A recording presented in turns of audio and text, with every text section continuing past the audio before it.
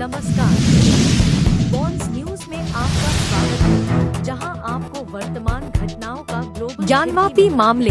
Varanasi court ने हिंदू पक्ष को व्यास तहखाने में पूजा करने की अनुमति दी। वाराणसी कोर्ट का ऐतिहासिक फैसला, ज्ञानवापी में हिंदू पक्ष को पूजा का अधिकार। वाराणसी कोर्ट ने ज्ञानवापी मामले में एक महत्वपूर्ण फैसला सुनाया है, जिसमें व्यास तहखाने में हिंदू पक्ष को पूजा करने की इजाजत मिली है।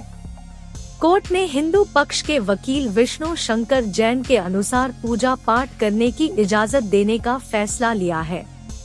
सोमनाथ व्यास का परिवार 1993 तक ज्ञानवापी के तहखाने में पूजा पाठ करता था, जो अब कोर्ट के फैसले के बाद स्थिति स्थिर हो गई है।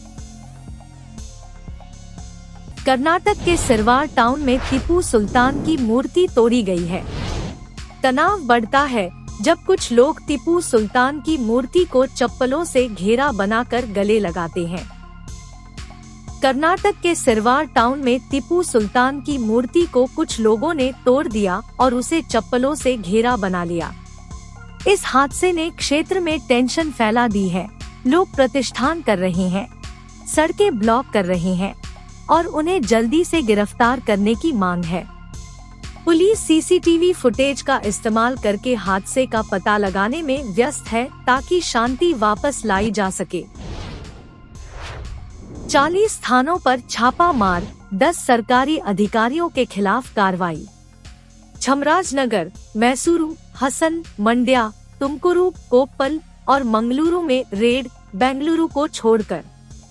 लोकायुक्त अधिकारियों ने कर्नाटक में 40 स्थानों पर छापा मारा, जिसमें 10 सरकारी अधिकारियों के खिलाफ गैरमामूली जांच मामले में कार्रवाई गई। यह ऑपरेशन चामराजनगर, मैसूरू, हसन, मंड्या, तुमकुरू, कोप्पल और मंगलुरु जैसे जिलों को शामिल करता है, लेकिन बेंगलुरु को छोड़ दिया गया। गुजरात में बड़ा प्रशासनिक परिवर्तन, 50 आईएएस अधिकारियों को लोकसभा चुनाव के पहले ट्रांसफर किया गया। महत्वपूर्ण जिला कलेक्टर्स को शिफ्ट किया गया। गुजरात सरकार तैयार हो रही है आने वाले चुनाव के लिए। गुजरात सरकार ने हाल ही में आने वाले लोकसभा चुनाव के पहले 50 आईएएस अधिकारियों को ट्रांसफर किया, जिसमें कलेक्टर्स और जिला विकास अधिकारियों भी शामिल है। इस रिशफल में कुछ आवश्यक पदों का तबादला किया गया है। यह कदम चुनाव के लिए प्रशासनिक भूमिकाओं और जिम्मेदारियों को हमवार करने की एक कोशिश है।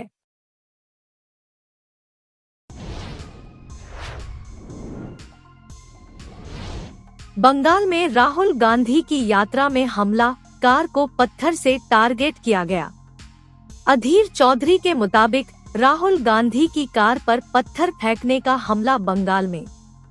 कांग्रेस के राज्याध्यक्ष अधीर चौधरी ने बताया कि राहुल गांधी की कार पर अनजाने लोगों ने पत्थर फेंके। मालदा जिले में भारत जोड़ो न्याय यात्रा के दौरान यह हमला हुआ। कार के पीछे के विंडो पैन में क्षति हुई, लेकिन राहुल गांधी को कोई चोट नहीं लगी।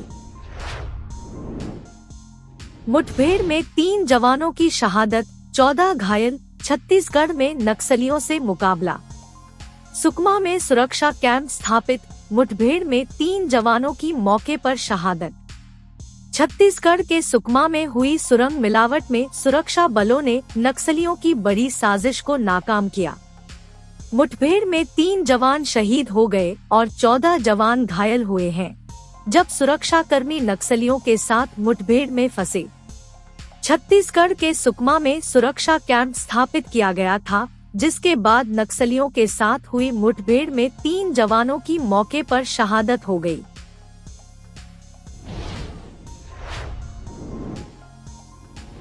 ममता बनर्जी की पदयात्रा में जनसंबंध बनाए रखने का प्रयास, भाजपा के खिलाफ जुटा कांग्रेस समर्थन।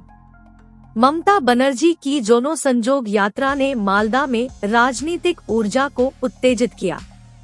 पश्चिम बंगाल की मुख्यमंत्री ममता बनर्जी ने मालदा जिले के इंग्लिश बाजार में अपनी जोनो संजोग यात्रा शुरू की।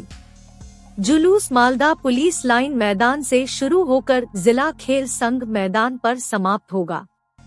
इस पदयात्रा में ममता बनर्जी ने स्थानीय लोगों से मिलकर उन्हें संबोधित किया।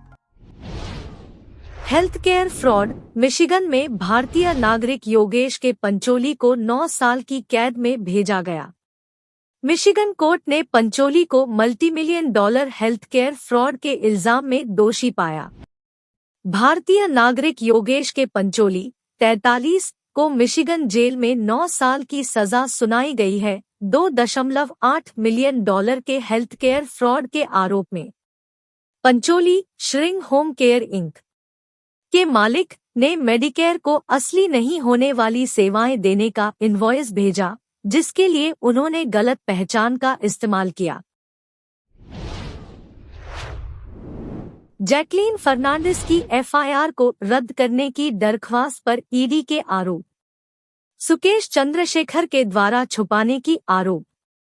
ईडी ने जैकलीन फर्नांडिस पर आरोप लगाए हैं कि उन्होंने जानबूझकर कॉनमैन सुकेश चंद्रशेखर के अपराध के पैसों का इस्तेमाल किया।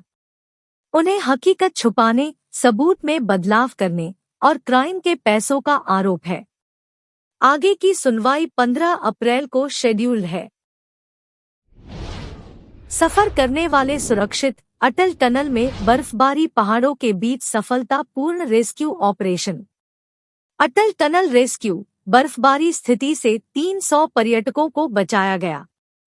हिमाचल प्रदेश में इस मौसम में पहली बार बारिश बर्फ गिरने का अनुभव होता है, जो अपर शिमला, चंबा और कुल्लू को ढाक ले हैं।